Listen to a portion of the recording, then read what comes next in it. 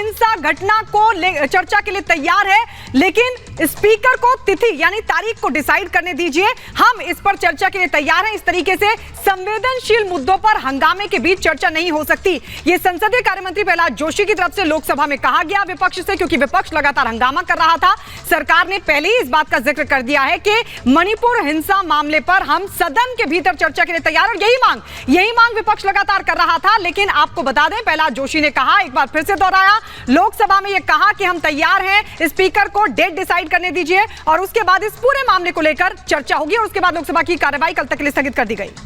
तो बड़ी खबर इस वक्त की, मणिपुर में चर्चा को तैयार हैं, ये संसदीय कार्य मंत्री प्रहलाद जोशी साफ तौर पर कहते हुए नजर आए। दोनों सदनों की जो कार्रवाई है वो कल सुबह 11 बजे तक के लिए स्थगित कर दी गई।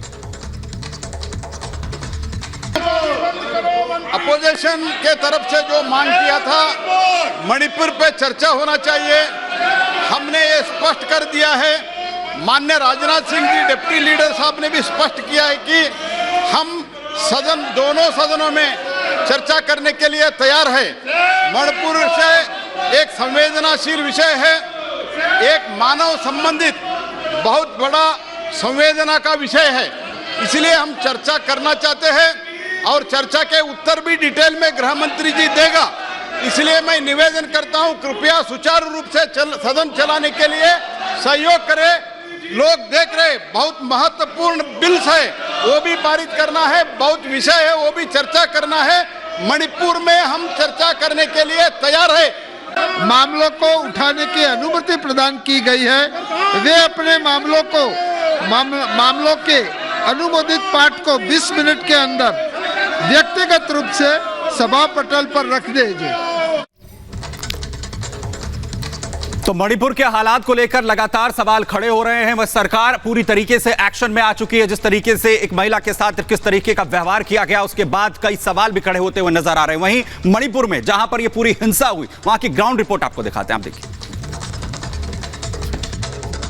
ये जो इलाका आप मेरे पीछे देख रहे हैं, ये वही इलाका है जहां पर 2 असहाय औरतों को 4 मई के दिन दहाड़े नंगा इसी रास्ते पर परेड किया गया था।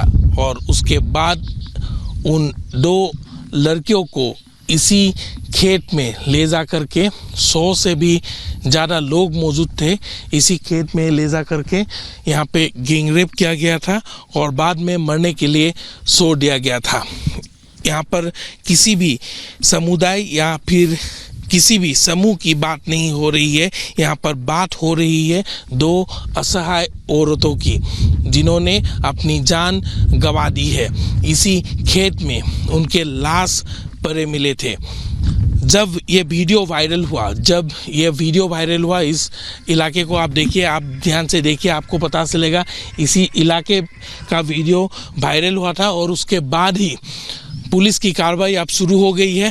पुलिस बता रहे हैं कि एक मुजरिम को अब तक गिरफ्तार कर लिया गया है और बाकी मुजरिमों की तलाश अभी जारी है। आसपास के इलाकों में अभी जब हम रिपोर्ट कर रहे हैं, ऑपरेशन अभी भी लागू है और सुरक्षा को मद्देनज़र रखते हुए वहां पर जाने की अनुमति नहीं दी जा रही है। लेकिन एक शख्स को अब तक गिरफ्तार किया गया है और बाकियों की तलाश जारी है।